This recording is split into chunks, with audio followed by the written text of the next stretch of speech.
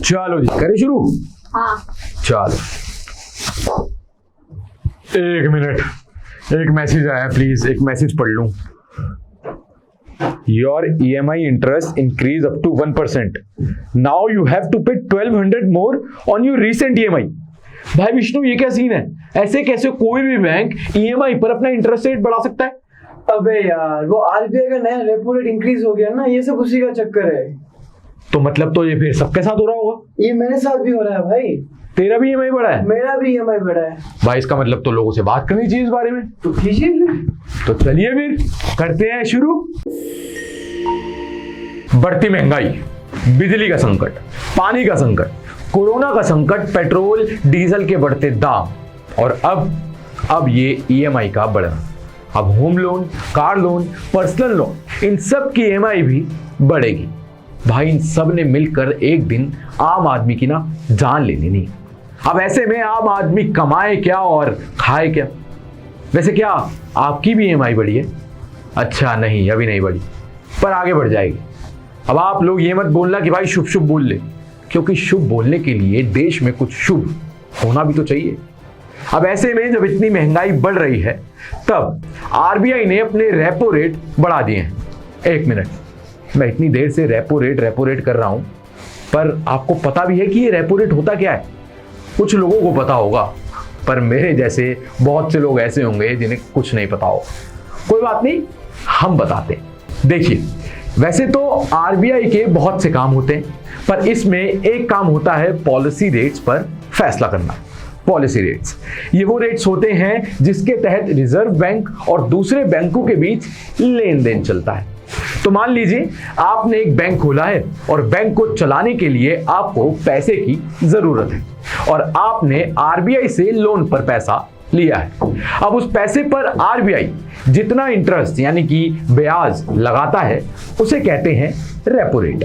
और ऐसे ही जब जब बैंक्स आरबीआई यानी कि रिजर्व बैंक ऑफ इंडिया से लोन पर पैसे लेते हैं तो उन पर रेपो रेट के तहत इंटरेस्ट लगाया जाता है। अब यही इसका उलट होता है रिवर्स रेपो रेट। अब एक बार दोबारा मान लीजिए कि आपका एक बैंक है और वो बहुत अच्छा चल रहा है। इस बार आपको अपना कमाया हुआ पैसा कहीं जमा कराना है। अब क्योंकि आरबीआई ही है जो सब बैंकों से लेन देन करता है, मॉनिटरिंग करता है, तो आप अपना पैसा आरबीआई में जमा कराते हैं। अब उस पैसे पर आपको कितना इंटरेस्ट यानी ब्याज मिलता है उसे कहते हैं reverse repo rate. In short repo rate वो होता है कि रिजर्व बैंक दूसरे बैंकों को कितने ब्याज पर पैसा दे रहा है, और रिवर्स रेपो रेट वो होता है कि दूसरे बैंक रिजर्व बैंक को पैसा दे रहे हैं तो उन्हें कितना ब्याज मिल रहा है। अब आ जाते हैं कि रेपो रेट के कम या ज्यादा होने से हम पर क्या इफेक्ट पड़ता है।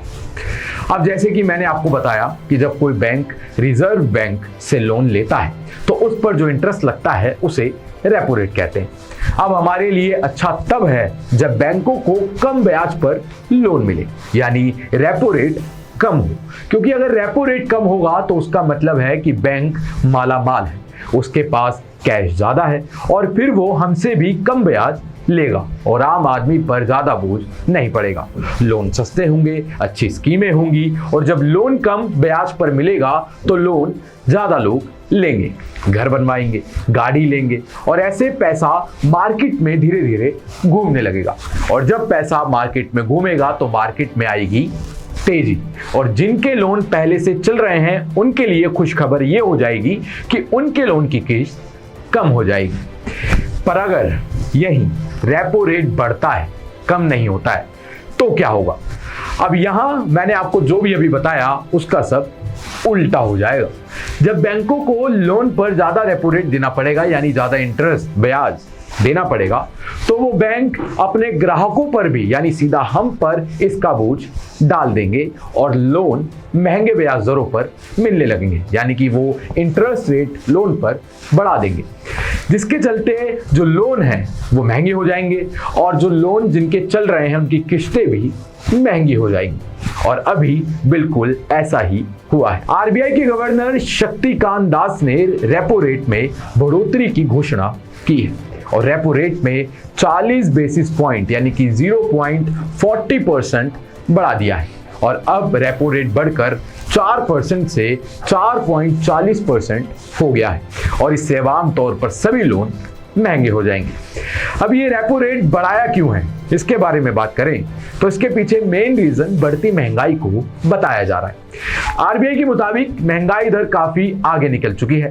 मार्च 2022 में कंज्यूमर प्राइस इंडेक्स यानी कि सीपीआई 17 महीने की ऊंचाई पर 6.95% पर पहुंच गया था और अप्रैल में आरबीआई ने इस पर कहा था कि उनका मेन फोकस महंगाई को काबू करना है और इसी के चलते आरबीआई ने महंगाई को काबू में लाने के लिए रेपो रेट के साथ साथ CRR यानी कि कैश रिजर्व रेशियो भी 0.50% बढ़ाया है। इससे CRR बढ़कर 4.5% हो गया है। अब आप यहाँ CRR का मतलब पूछेंगे तो आपको बता दें कि बैंकों को अपने कुल डिपॉजिट का कुछ हिस्सा कैश के रूप में आरबीआई में रखना पड़ता है। इसे कैश रिजर्व रेशियो कहते हैं और अब CRR आधा % बढ़ गया है। इसका मतलब बैंकों को अब ज्यादा पैसा आरबीआई में रखना पड़ेगा। अब आप लोगों के मन में ये सवाल आएगा कि रेपो रेट और CRR बढ़ने से महंगाई पर कैसे काबू पाया जाएगा, बल्कि इससे तो आम आदमी पर दोहरी मार पड़ सकती है।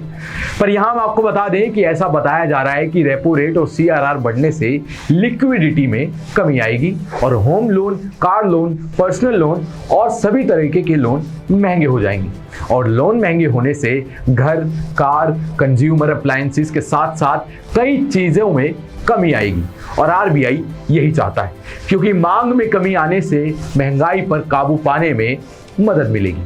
अब देखा जाए तो दुनिया भर में सेंट्रल बैंक्स इंटरेस्ट रेट बढ़ा रहे हैं और इसका मकसद महंगाई को काबू करना ही। पर अब देखने वाली बात यह होगी कि जिसको कम करने के लिए आरबीआई ने रेपो रेट और CRR बढ़ाया है, क्या वो कम होता है या फिर इन दोनों के बढ़ जाने से आम आदमी को महंगाई का एक और जोरदार झटका लगता है। वैसे आम आदमी को अब ऐसे झटके खाने की आदत हो गई और आम आदमी चुपचाप सब सह भी लेता है, पर मजाल है कि कुछ बोल जाए। आज की वीडियो में महज इतना ही। आप देख रहे थे ग्लोबल नाउ 24/7।